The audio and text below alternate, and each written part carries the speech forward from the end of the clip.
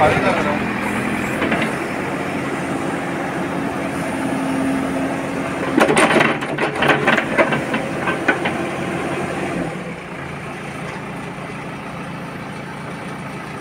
Driver ডাকবো? আমার গাড়ি মান তুলি নেই বলো। হ্যাঁ, গাড়ি দরকার না তো। কিসের গাড়ি কোনো মান তুলি কাটা নেই গাড়ি।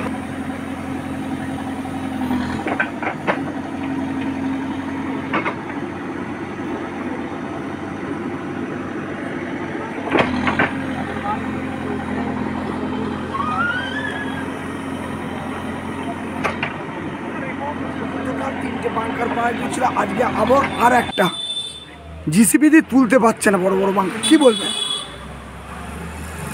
হ্যাঁ, আমি আজকে নিজেও গিয়েছিলাম, গিয়ে দেখলাম সত্যি আজকে আরও আর একটা বাম্পার পাওয়া গিয়েছে, উদ্ধার করেছে বিএসএফ। তা এতদিন ধরে এই যে বাংকারগুলো করছে, এগুলো আমাদের প্রশাসনের লোকজন কেন টের পায়নি সেটা আমি বুঝতে পারছি না।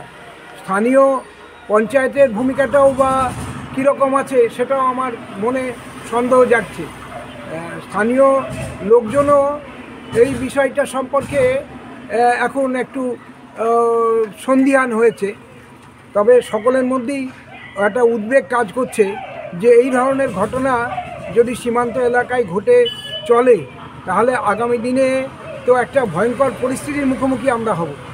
বলছি এত বড় বাংকার একটা জিসিবি দিয়ে তুলতে পারছে না, কি বলবেন? দেখেছেন তো আপনি নিজে? দেখলাম, কিন্তু বিষয়টা হচ্ছে যে এইভাবে একটা নির্মাণ কাজ কি করে সম্ভব হলো সেটাই আমাদের বোধগম্য হচ্ছে না। আর আমরা এই ধরনের কোনো জিনিস এর আগে দেখিনি, যে এরকম একটা পরিকল্পিতভাবে যে যারা এই চোরা কারবার করে, বিশেষত ফেন্সি বিলের কারবারি যারা, তারা যে এভাবে একটা মজুত করে রেখেছে, দীর্ঘদিন ধরে রাখছেও, এটা জানতে পারলো না। আপনি কি বলবেন প্রশাসনকে? প্রশাসনের এই বিষয়ে সদর্থক ভূমিকা নেওয়া দরকার। আরও যারা এইসব কাজের সঙ্গে যুক্ত সেই সব এলাকায় আরও বেশি করে তৎপর হওয়া প্রয়োজন। আপনারা সীমান্তবর্তী এলাকার মানুষ, আপনারা কি আতঙ্কে আছেন? আমরা কিছুটা আতঙ্কে আছি, কিন্তু বিএসএফের জন্য আমরা কিছুটা স্বস্তিতেও আছি, কারণ বিএসএফের ভূমিকা খুবই ভালো। তারা যেভাবে তৎপর, কালকে সারা রাত ধরে তারা ওখানে পাহারা দিয়েছে। আমি নিজে গিয়ে দেখলাম যে ওদের সব খাবার টাবার, চাটা সব আসছে, সেই সব চাটা ওরা ওখানে খাচ্ছে, ওরা ওখানেই এখন থাকছে দিনরাত।